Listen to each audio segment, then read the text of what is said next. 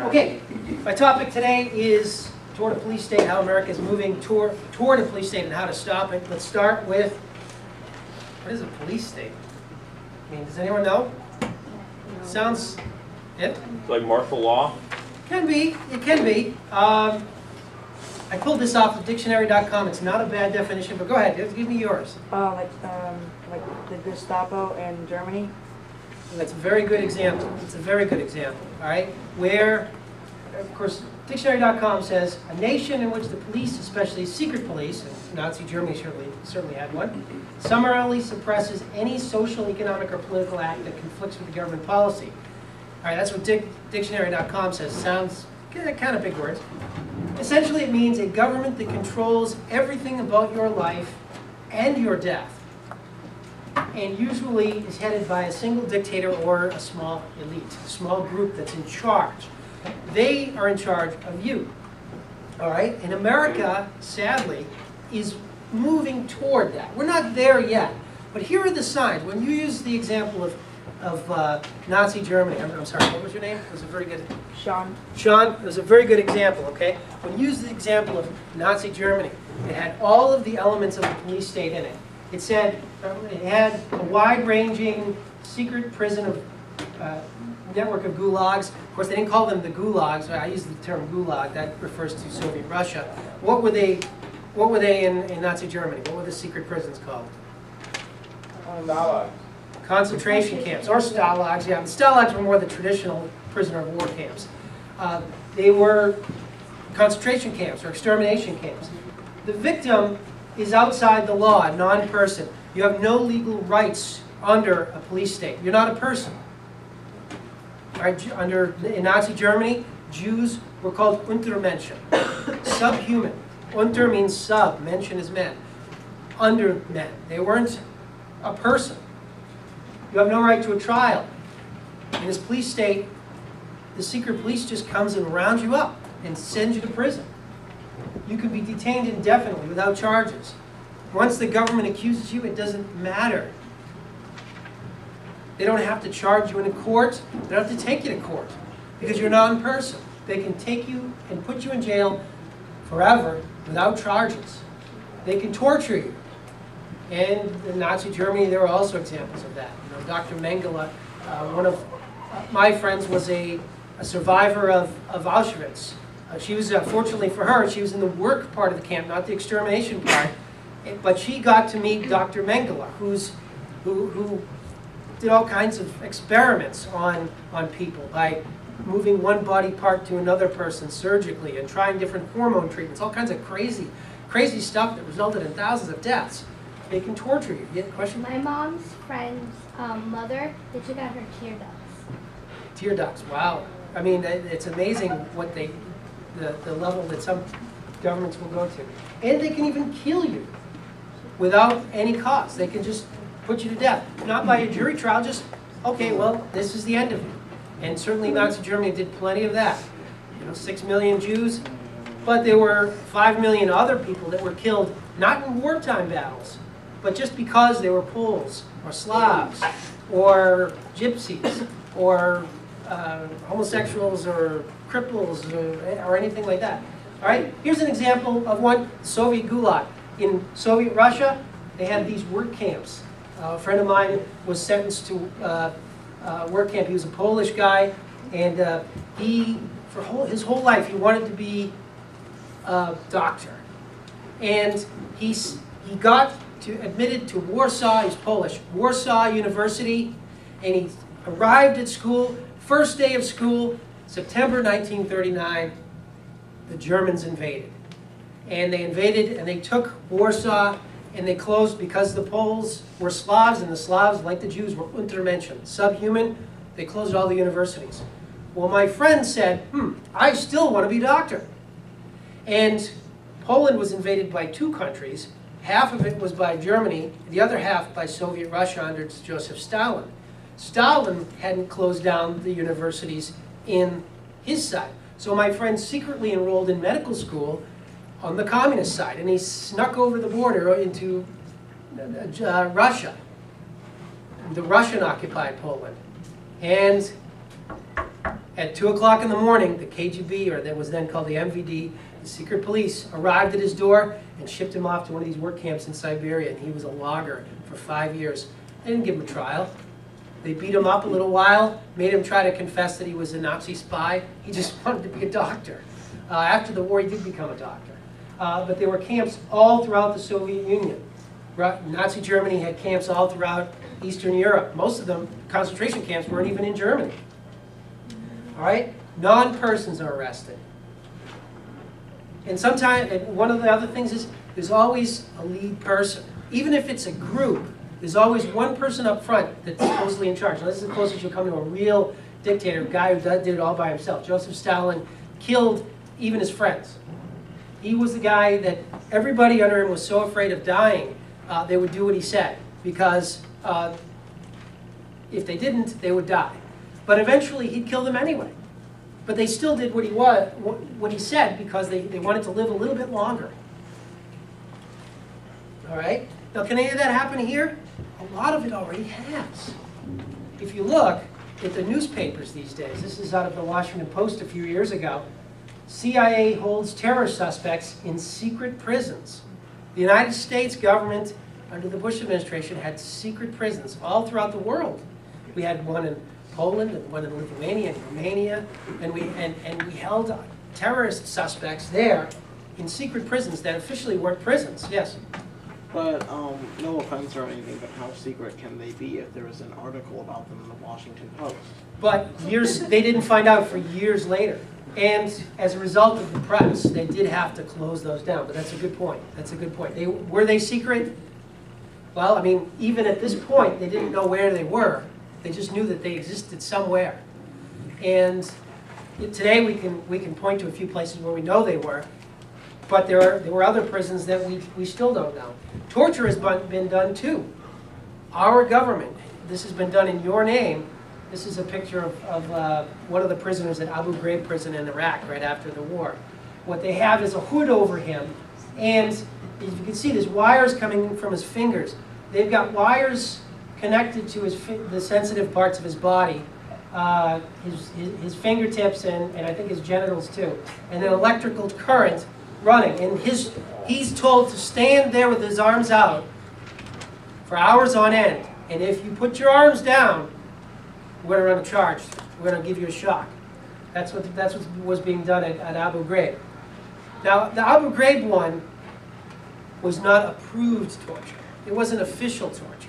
It wasn't, you know, it was done by the commander of the camp.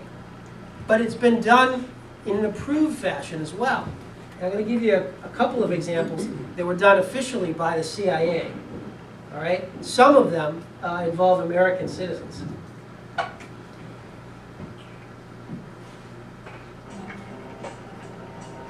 All right. Just by way of a little background, the guy I'm about to show you, his name is Khalid El-Masri.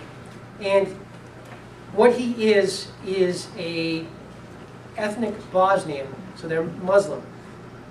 Bosnia is part of Europe. And he lives in Germany, lived there his whole life. You'll see, he speaks German in this. He just happens to have the same name as a guy who actually was an Al-Qaeda leader. And he was out of work. He decided to take a little vacation, go back to Bosnia where he was from. Actually, I think he's Turk, but he went to Bosnia. And the CIA picked him up thinking he was someone else and put him in the prison. And he says, it's not me, but he wasn't given a trial. And they held him for several months and tortured him while he tried to explain that he wasn't the guy. Gee, I wonder if I could get some sound on this.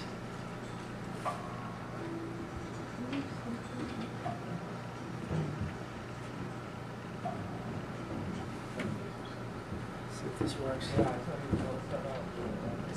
Is there a... Put the microphone down by your speakers. Oh, I can do that.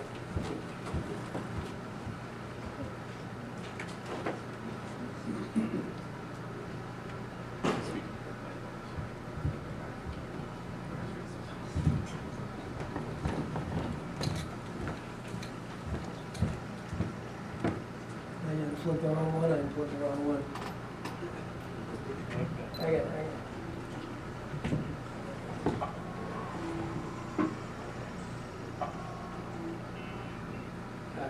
Oh, gotcha.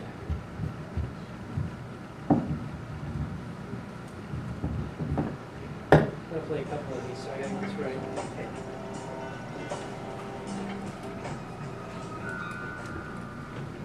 You guys hear that?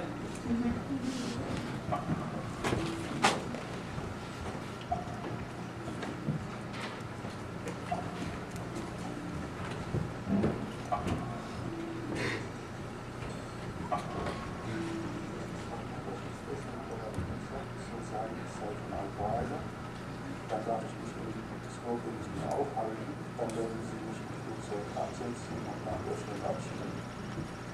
Ich habe abgelehnt. Er hat immer wieder versucht, mich davon zu überzeugen. Ich habe gesagt, er kann mich abschieben, ohne dass ich sage, ich sei von Al-Qaida. Ich bin nicht von Al-Qaida.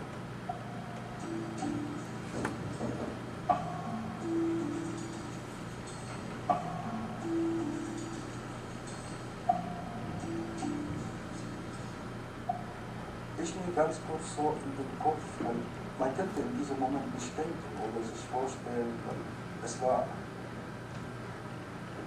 man ein bisschen so sprachlos, so schockiert. Plötzlich wurde ich so reingebracht und dann schläge von allen Seiten und der hat hier nach oben gedreht und dann hat man mit scharfer Gegenstände die Kleider von dem Leib runtergerissen. Ich war richtig schockiert. Und als die Augen frei gemacht haben, habe ich gesehen, dass die Männer dort alle in schwarz gekleidet waren, schwarze Handschuhe, schwarze Masken und kein Wort haben die gesagt. Irgendwie ist mir ein bisschen so in den Kopf gekommen, die Bilder von Guantanamo. Ganz besonders, nachdem die mir die Hände nach hinten und dann der Sack übergezogen und das Ganze. Ich wurde schwer gedemütigt. War es leid, nicht zu sprechen. Das war das nicht. The rendition program run by the Central Intelligence Agency has been the single most effective counterterrorism program the United States has ever run. I think it would be viewed that way across the Western world had it not been for the last step in the rendition process, which is where these people are taken for incarceration. Had we been smart enough early on to take these people to the United States, treat them under whatever legal obligations we have, both in this country and for the international community, I think the rendition program would be viewed as it should be, as a huge success.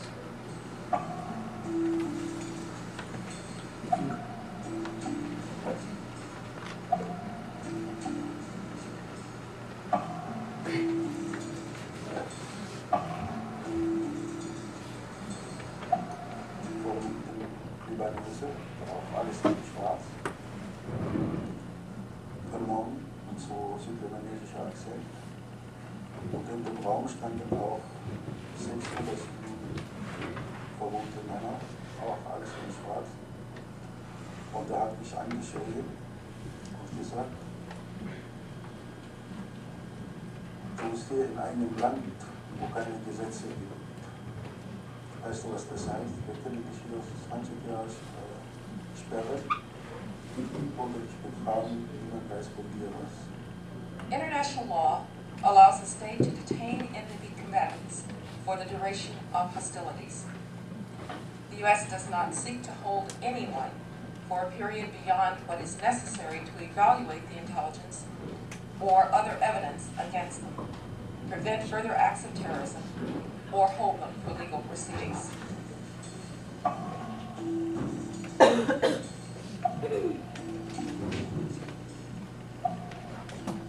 Und dann hat er versucht, der Gefängnisleiter mit mir so ein bisschen freundlich zu sprechen und dann hat er mir gesagt, ja, warum ich Hungerstreik mache. Ich habe ihm erzählt,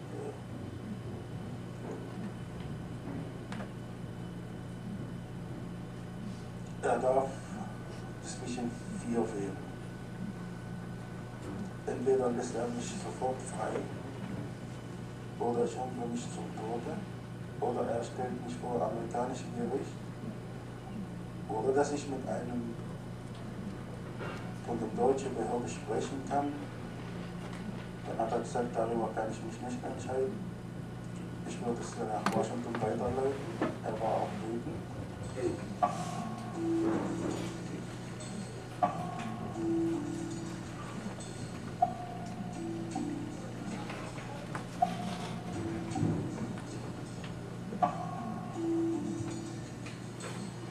Verlassene Ort im Wald so zwischen Gebirge und es war dunkel.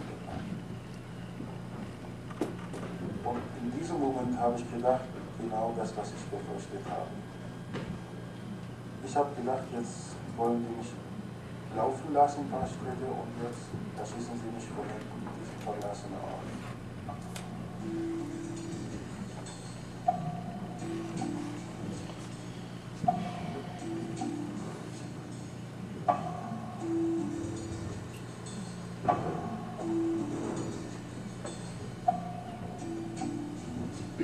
All right, you get the idea.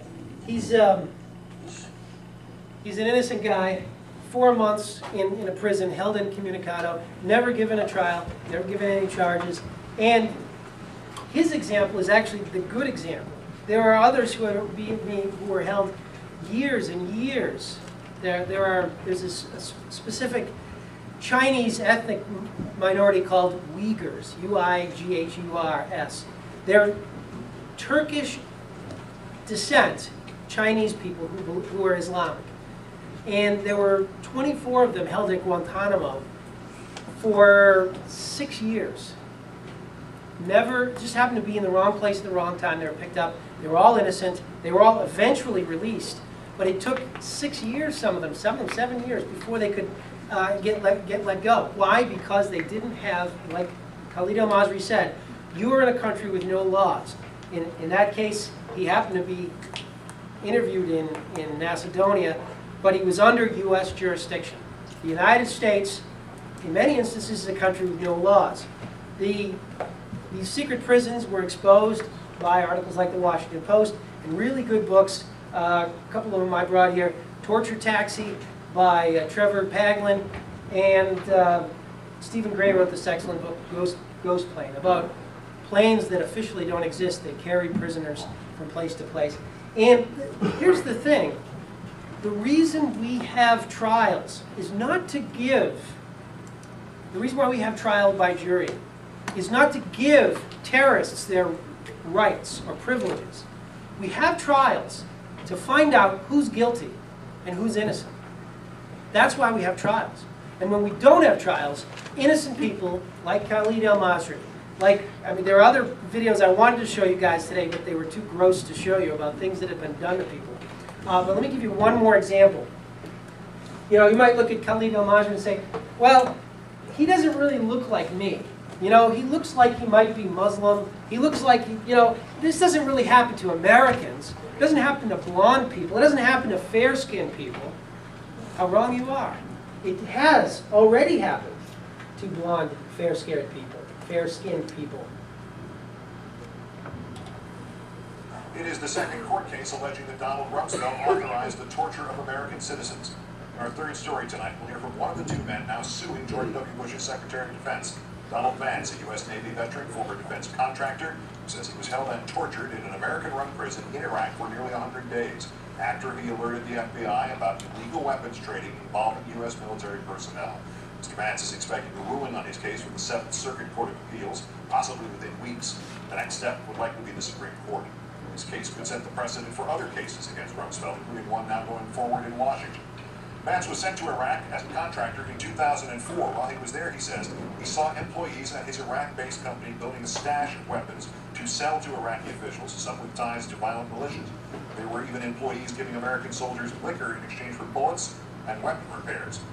Vance returned to Chicago and made the decision to tell the FBI what he had seen. The agency asked him to become an informant and sent him back to work undercover. While he was there, he learned his cover had been blown and he was at risk of being kidnapped. The U.S. Special Forces team rescued him and brought him to local State Department officials. The only problem? He says some of their employees were the very people he had been informing the FBI about. That's when things suddenly got much worse. He says he was awakened in the middle of the night, handcuffed, blindfolded, and driven to Camp Cropper. Camp Cropper, where he endured what the military calls enhanced interrogation, sleep deprivation, days without food or water, and day-long sessions of fierce questioning. Then 97 days into that stay there, he said, it suddenly ended as suddenly as it had started. A guard came to his cell with a passport and a plane ticket to Amman, Jordan. Guards drove him to the Baghdad airport, dropped him outside, and 48 hours later, he was back home in Chicago. 7 months after that, he filed suit against Donald Rumsfeld. Joining me now from Chicago, Don Vance, the Navy veteran who worked as a contractor in Iraq and was detained and allegedly tortured at Camp Cropper. Thanks very much for your time tonight, sir.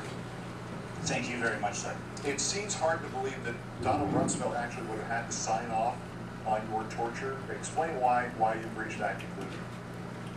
Well, we come to that conclusion because of the sheer facts. The public record makes it very, very clear. And of course, now we know that Rumsfeld was, in fact, intimately involved in our country's torture programs all over the world.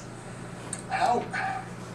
I'm sure you ask yourself this question every minute, perhaps in those 97 days. Do you have any explanation as to how a U.S. citizen could wind up at Camp Cropper down the hallway, metaphorically speaking, from Chemical Ali and Al Qaeda operatives? We have absolutely no answers. It's been several years now since my return home. To this very day, we have no answers how we got to that point. Are you assuming that they essentially stashed you there because the people that you were in fact turning on and informing on had in some way set you up? Or was it serendipity that you were handed over to them, or was this the plan all along? Well, I think that I was originally detained because they, needed to find out what I had in fact been informing the FBI about. You got to remember the people that had the decision-making powers to detain me. I'm reporting on their subordinates.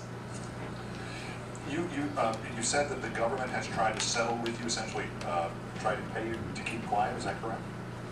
Absolutely. I mean, my case and John Doe's case has nothing to do with money. We have had settlement conferences in the past, and in every single instance, we've come to no agreement whatsoever. We are going forward to court. I have no interest in having any settlement conferences.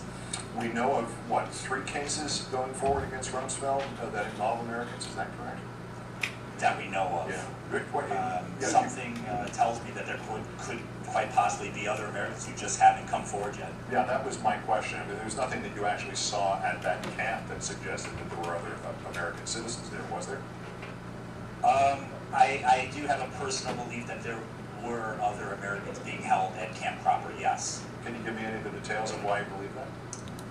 The guards, talk amongst themselves. They're used to interacting with Iraqis who don't necessarily speak English and have a very rudimentary understanding of English. So myself and other Americans were able to understand directly what the guards are saying to each other. And you would hear some things that were pretty frightening. I don't want to kick in PTSD or anything else here, but what can you tell me about what they did to you? I've endured the entire program, as I like to call it, the program, the enhanced interrogation, the authorized enhanced interrogation program. It extends from what they would call food manipulation, which is basically we're not going to feed you for several days, no water, no medical attention, sleep deprivation, sensory overload, walling. Walling. Explain walling. Walling is the practice where they stand you up against a wall and basically just slam you into a wall repeatedly. Are we talking also about waterboarding? I never faced that threat. I was never waterboarded. I can't speak of if that technique is used in Camp Cropper, but we do know that the public record makes it clear that Rumsfeld gave clear instructions to, quote, gitmatize Camp Cropper. He wanted Camp Cropper to be the Gitmo of Iraq. All right, having gone through that, even without the sort of the last level of hell, the waterboarding, the basic premise when you leave out the ethics of not torturing, not enhanced interrogating people, is that you will get false confessions. Could you imagine Absolutely. that? Absolutely. I can definitely imagine that. I can certainly imagine someone admitting to incredible crimes, maybe for a sandwich. Given that this, following your narrative, given that you wound up in that place for essentially doing the right thing, for telling on people who were doing the wrong thing in the name of this government and this nation, how did you summon within you the wherewithal, the fortitude to say, okay, I'm going to do this again. I'm going to put myself at risk for what's right again? Meaning my lawsuit? Yeah, because a lot of people would just take the money and run. Anger. Yeah. Incredible amounts of anger, wanting to know why this happened, why did it happen to me, who authorized it, how does this program work? I don't really have the vocabulary to explain what I feel. Anger seems to be a pretty good piece of vocabulary. Last question. Yes. Why did you make that decision to become the FBI informant in the first place in this case? When you're growing up as a kid, your parents and Joe Friendly officer who comes in the classroom, they always tell you, when you see something wrong, you're supposed to tell Mr. Policeman, and I thought that's what I was doing.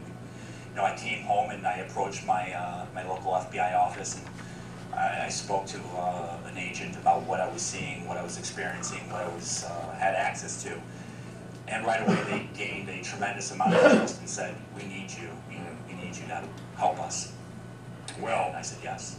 Here it is. This is a nation saying we need you to help us now, and I'm glad that you still have within you whatever it takes, whether it's anger or patriotism or a combination thereof, to pursue this. Best of luck with the lawsuit. Don Vance, thanks for your time. Thank you.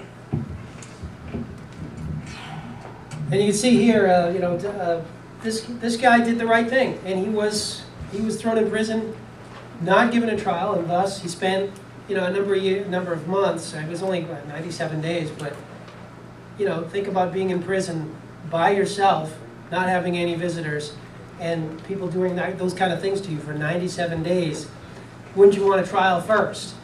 That's where the police state really looks bad to the United States. Now, President Obama, give him some credit. There isn't a lot of torture going on, especially not as brutal as.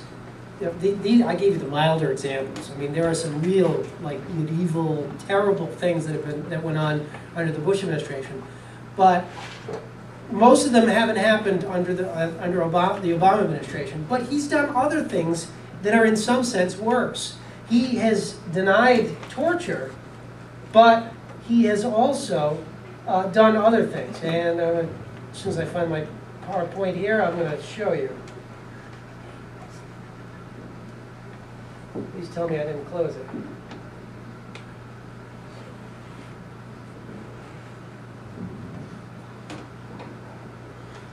Yeah, no, I didn't.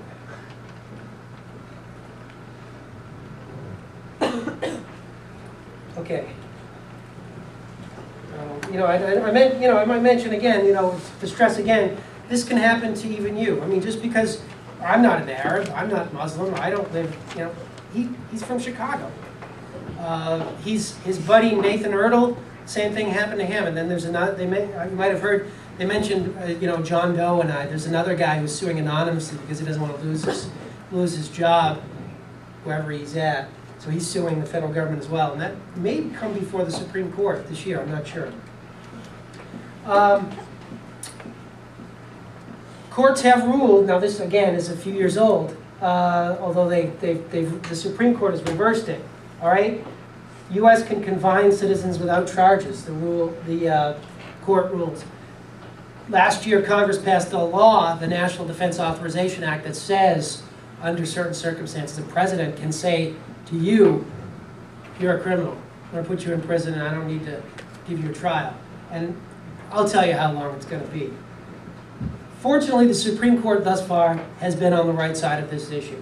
And interestingly enough, it's the liberal justices, the ones appointed by Democrats, who have been the good guys in this case for the most part. Rumsfeld versus Padilla. Jose Padilla was a bad guy. He's a gangbanger. Remember the Latin Kings? He spent some time in prison and converted to Islam. Went to Afghanistan and Pakistan and came back with probably some kind of ill intent, and he was an American citizen, born in Brooklyn, New York. Bush administration said, we don't need to give you a trial. And then when they finally did, they said, well, we're not going to give you a real trial by jury. We're going to give you what we call a military commission.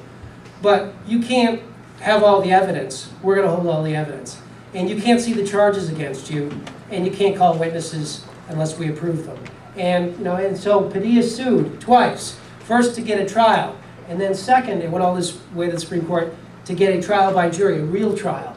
And the Supreme Court agreed with him. What was one of the things I said about what a police state is? Killing. American CIA people, even defense people, have killed captives, people who are helpless, which is technically speaking a war crime. When you capture someone on the battlefield, you are supposed to give them medical assistance. You are supposed to treat them humanely, even if they're really bad criminals. Even if you're going to charge them with a crime that carries the death sentence. Until they're convicted, you can't punish them. But in many instances, that has already happened. And it's even happened where, in Obama's case, he says, I'm president, I can kill any American I want. And he's done it. He's killed at least 3 Americans that we know of. One of them was this kid here. He's 16 and almost 17. His name was Abdul Rahman Al-Awlaki. He was born in Colorado, American citizen, but he, with his dad, had moved to Yemen. His dad was not a nice guy. His dad was one of the other guys that was killed by Barack Obama without trial. They sent a drone missile to kill him. Why? He put up on YouTube a bunch of videos saying attack the United States. Not a nice thing to do. Death penalty? Maybe. Maybe. If someone actually dies from it, maybe. But you get a trial by jury first. In this case, the father didn't get the trial by jury, and the kid, who did nothing, he's 16, he got no trial either. He was killed as well. All right? So where does this all take us? What's the threat? The threat is this. When I was in college, I joined the John Birch Society. I was anti-communist. I was afraid of communism. I was afraid of totalitarianism. I was afraid of a police state. Under Soviet rule, all those things happened that we talked about. All right? And then I found that a lot of these things, since then I found a lot of these things have happened at our hands, in my name. That our government is doing many of these things. Maybe not as much as the Soviet Union does. Maybe not as often or as openly as the Nazis did. But it's doing it. And once it sets the precedent, once it sets the example, it can do it more and more until people push back. And the real threat is what's called the unitary executive. Now, we do technically have a unitary executive.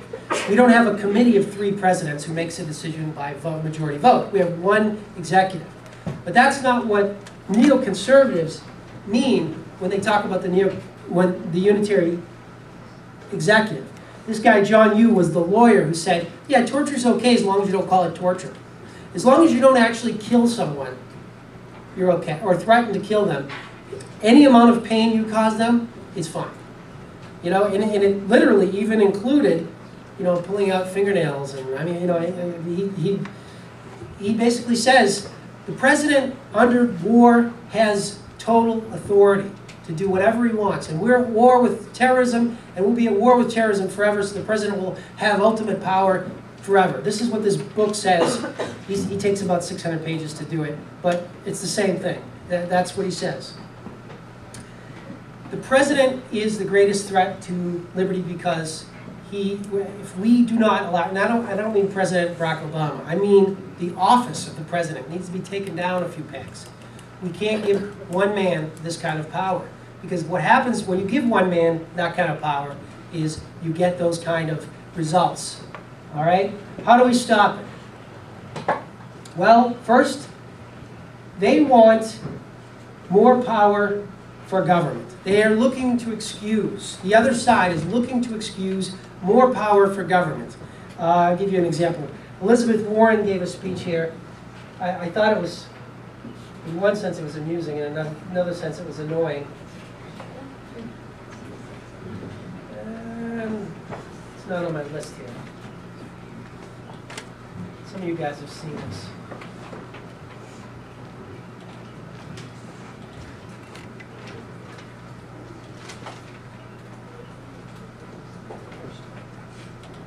I'm serious. I hear all this, well, this is class warfare, this is whatever. No. There is nobody in this country who got rich on his own. Nobody. You built a factory out there, good for you, but I want to be clear. You moved your goods to market on the roads the rest of us paid for. You hired workers the rest of us paid to educate. You were safe in your factory because of police forces and fire forces that the rest of us paid for. You didn't have to worry that marauding bands would come and seize everything at your factory and hire someone to protect against this because of the work the rest of us did. Now look, you built a factory and it turned into something terrific or a great idea. God bless. Keep a big hunk of it. But part of the underlying social contract is you take a hunk of that and pay forward for the next kid who comes along. How many people here signed that social contract that says the government gets to take half of what you make? I don't see any hands. I didn't sign any social contract that says that. But this is the argument, that the government owns you. The government owns the stuff that you make. And gee, they're so nice, they get to give you back some of what you make. A little per portion of it. You get to keep a little bit of what you make, what's rightfully yours. But that's not how it works with freedom. And the argument they give is the same as the totalitarian argument, that there we go again, I can't find my PowerPoint.